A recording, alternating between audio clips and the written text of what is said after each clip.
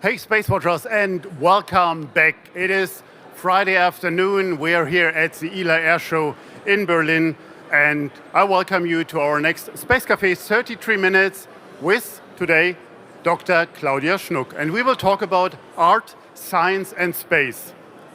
Next level of innovation? Question mark, exclamation mark. So, what it is?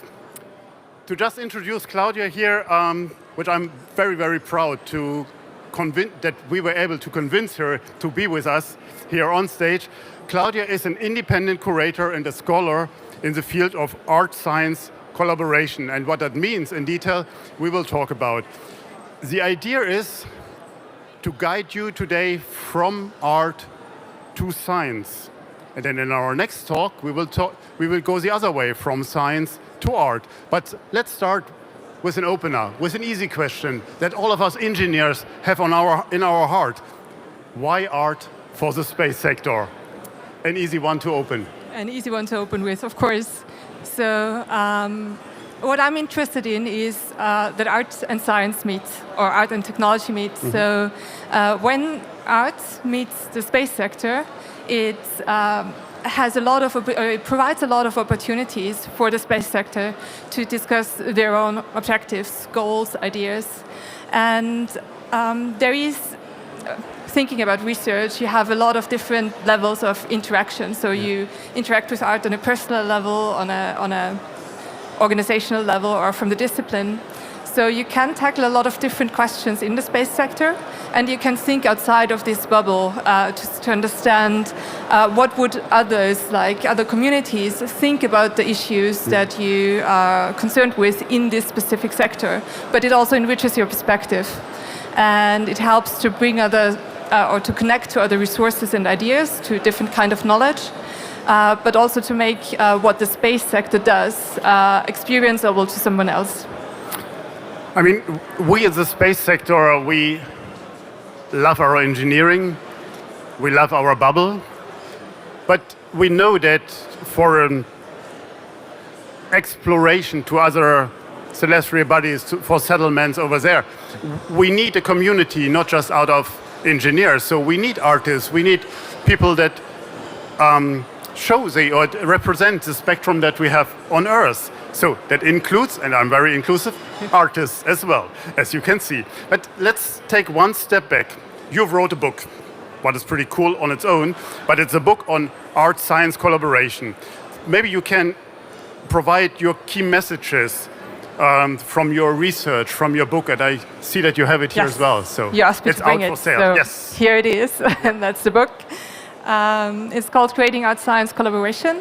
So from my research, my scientific background is, on the one hand, social economic sciences, and on the other hand, cultural sciences. So what does it mean? Maybe you can elaborate a bit what this kind of science mean. So I'm doing research into dynamics between people. So that's the social science perspective. Into how work evolves, what are questions around social psychology or organizational dynamics at workplaces. That's the social economic part. Mm-hmm. And the other part is the cultural science, where I'm interested in how does cultural knowledge, because not every society is the same, develop over time. What are cultural discussions in specific societies, maybe in Western societies, in contemporary Europe, or in specific scientific disciplines, for example, the space community, space science community. What are the cultural aspects that are predominant in the discussions, and to what ideas do they connect? Let's come back to this book. So what are the key messages from the book? Maybe you can offer a few of these without talking too much about the book, because people should buy it. So in my book, I started from the research in why is it interesting to bring artists into scientific environments or to work with tech and industry in specific projects. So I researched from this social scientific and organizational scientific perspective, how the dynamics evolved in 25 cases of artists in these research groups or in product development groups, what they contribute to the scientific organizations, but also to the scientists' knowledge or to the project development. So what I wanted to look at is if someone who is normally not used to go to art places or to work with artists, when they are exposed to these artists, how do their ideas change? How do they get access to different kind of resources or networks that they normally are not exposed to?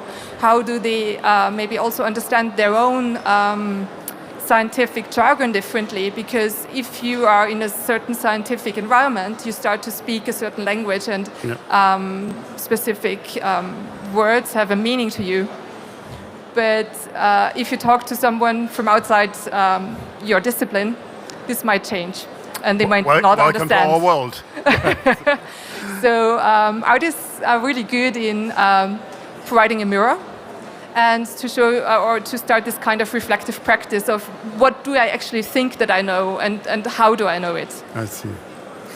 Our title ends with next level of innovation. And can we see art as an enabler for for innovation? Also in our sector, in the space sector, what is a bubble on its own, with its own terms? And of course, everything you mentioned before, I checked the box and said, yep, heard it before. So experienced it Can before. art help? Yes, I would say yes. And I think what I really like about what you say is that it's an enabler. So I think artists or working with art can help you to connect the dots differently, or to see new questions that you otherwise would have ignored because they are not part of the traditional way of how you ask a next question in your scientific research or in your tech development, because it's not maybe the next question that is interesting for funding. But it might connect different ideas that are important for future missions or future research. So it is an enabler. Another point that artists do is they provide a mirror and they provide a room for critical debate. And especially by bringing in people from different areas, it also helps to lead this critical debate on a different level, unless or instead of talking to people who are from your own quarter or for your own discipline anyway. Okay. You talked about the examples before. Maybe you can give us some concrete examples for art of the space sector. So how that interact with each other to make it concrete, because we are still working on a very intellectual academic surface at the moment. Absolutely. So and there also it's still very academic, but connecting all these dots. So when you think about creativity theory, connecting to innovation, these are all important aspects. And some concrete examples. So I've worked with quite a few artists who pick up important topics that are important right now. So of course, diversity topics and gender and sustainability topics are extremely important for them. Mm-hmm. So talking about the space sector, also about satellites, thinking about how we use or interpret satellite data. And I worked with artist Margarita Pevare on a project called Lament that researches wildfires and the understanding wildfires. And how we monitor wildfires these days is mainly with satellite data, of course, and also how we predict it. So she was working with the scientists from the who are responsible at the GRC, working on this intersection, and confronted them with questions on the ground. For example, how do you understand what you see in the data, in what's happening on the ground. For example, in extreme wildfires, how fast they are, what do they destroy, but also how to create, talk about ethical questions, what kind of decisions you need to make in extreme wildfires. But help me, and we're exactly on this point where I need to widen my horizon, to say it politely. If we have a wildfire, what is a devastating natural catastrophe, human-made or nature-made, it doesn't matter. It is devastating. It destroys infrastructure, it destroys people's home existences. So, how can art be an enabler and not just hard science, hard decision makers that are doing it for years? So that is where I try to understand how art plays here a role. So art plays specifically a role there in this confrontation of the people who meet. So is it only data scientists we need to understand how a wildfire has an effect on ground? Or how do we create a discussion between philosophers, artists, people on ground, firefighters, and those people who are responsible in developing these predicting algorithms, for example. Specifically with these artists, we then also worked on a new public engagement format in terms of how do we work with the communities who were affected then by the wildfires and how to overcome the collective grief. Okay. But this is only one example, and maybe even a little bit more into the space sector, and also for something very specific about how to work with satellites and spacecraft. Go ahead. 2 years ago, I curated a residency at ISA, at ESTEC, with a Dutch artist, Anne Hoetjes, and she worked on spectroscopy, and she started mainly with her interest talking to the scientists and specifically to the engineers about spectroscopy and what they build for the next missions and what are different ways to understand it. And one of the scientists had one very proud moment when he said, oh, wow, she also understood that it's also about movement, and it's a lot about movement. So we asked her to somehow give something back to the scientists and to better understand what they provided to her. And she gave a talk, and she she developed a workshop. One workshop about movement. So how do you connect to those satellites or the spacecraft that you work with and that are so distant from you? How do you actually create a bodily understanding of what it's experiencing? So she created a workshop about walking different orbits relating to the spacecraft or planetary body that you're working with, and then coming together in a joint performance. On the other hand, she also worked a lot about ESA Sky and about visualization, data visualization, and how colors work in these visualizations, and how you patch and stitch together different kind of information and have overlapping actually also color information. And she also provided a lot of theoretical feedback on this kind of aesthetic experience and how you actually train yourself to see something in the data by doing this kind of talks for the scientists. So there are two things. One, to clarify, an artist in residence means that this artist is engaged with an agency for a period of time, usually, and lives, breathes, works in the facility in ESTEC in that case. Is that correct?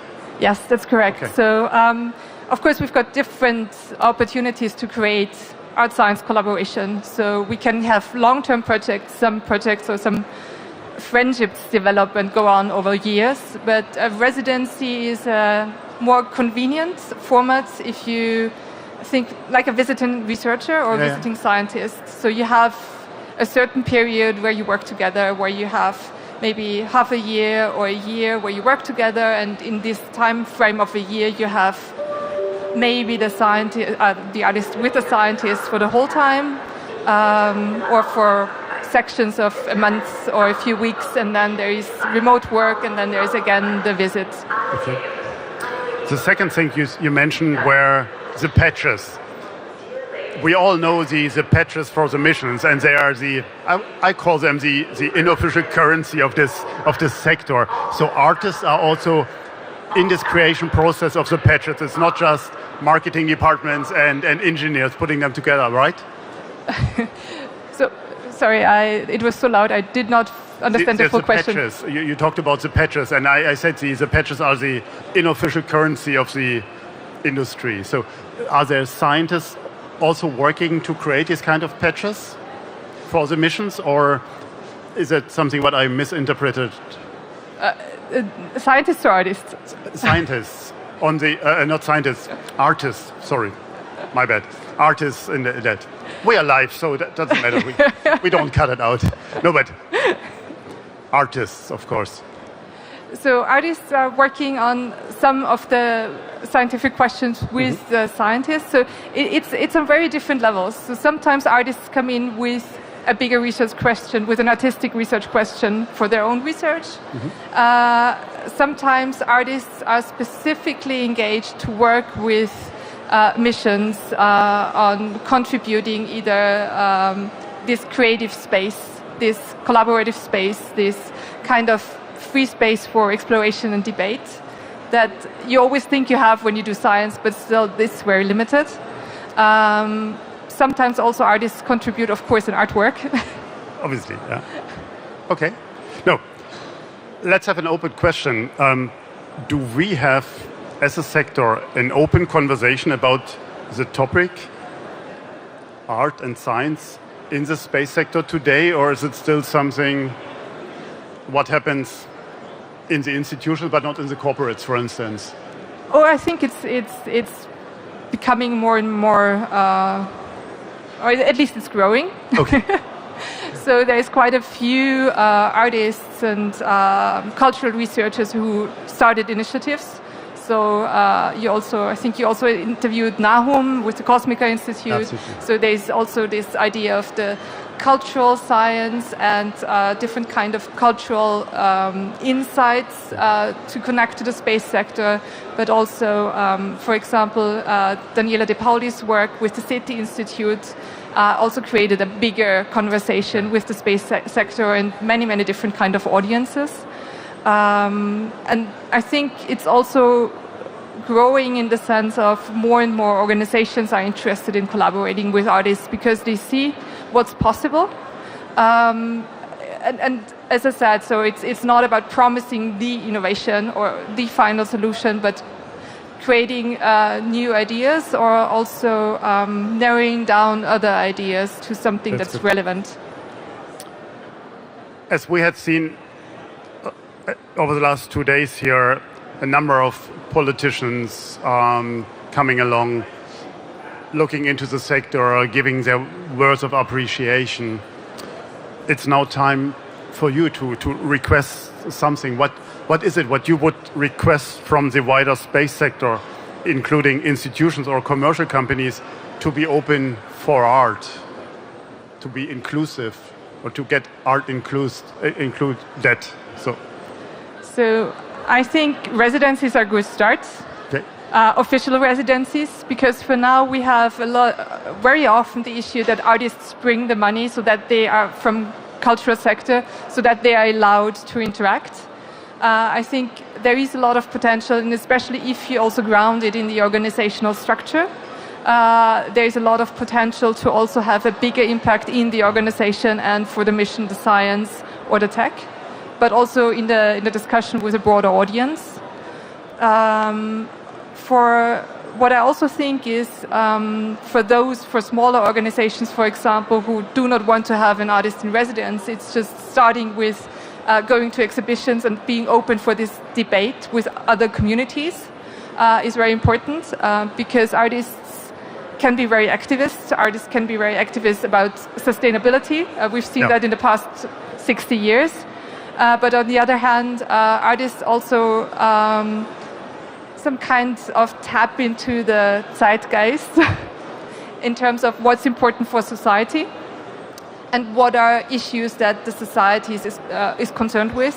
And when you are in a specific way of working towards a big goal, you often do not see all these different kind of concerns or potential impacts.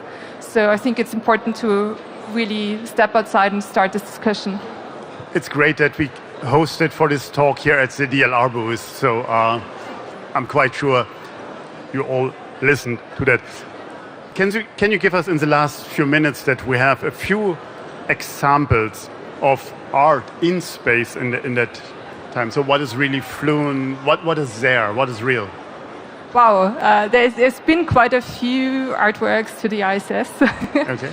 But and quite a few artworks are to be flown quite soon with the Moon Gallery and Moon Arc, and there's quite a lot of initiatives to try to bring art to space, either to the moon as such, as something like kind of a cultural aspect to bring to space. But what I think is really lasts are those projects that really also work with the scientists and with the industry, because art also is most effectful where people are. So art on Earth, tackling all these space issues is very important. So one project that's going to come soon also is about Venus. So there's a lot of Venus missions coming, and Venus is the one planet that is referred to as the female planet.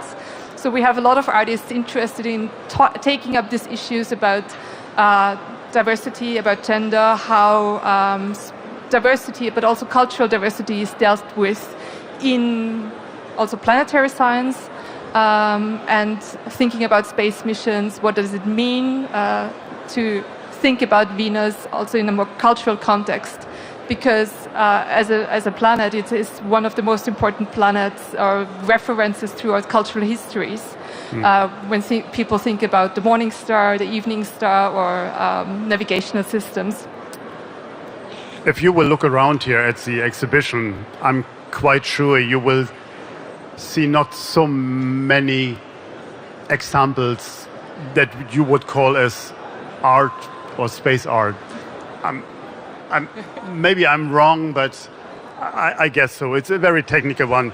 So how do you see the future in that sector, in the space sector? I mean, beside using nice paintings of space debris, what we have seen, or satellites, so artist's impression of, I don't want to call that. So how would you like to see this future? As you talk about space debris, I want to point that many artists worked about this. So I think what I would like to see is that also artworks like this are being taken up to discuss the issue. So it's not only about representing space debris, but also, for example, as Project Adrift does, to understand what does the public think that space debris is, but what is, and juxtapose it with what it actually is, and where's the problematic behind it. Yeah. Or what Quadratura did when they collected all man-made or human-made objects in space and created a beautiful visualization that you could easily put at the entrance here in this beautiful spot. I think in that case it's usually man-made. So in that... Yeah, no, the artists used the word actually on intention. In their description, talking about man-made objects, it includes debris, it includes classified objects, it includes satellites and so on. So that's what they're working on. Thank you very much for your time. With that, our Space Café 32 Minutes with Dr. Claudia Schnugg comes to an end. We talked about art, science, and space, the next level in innovation. Thank you very much for your attention. And with that, Space Watch out.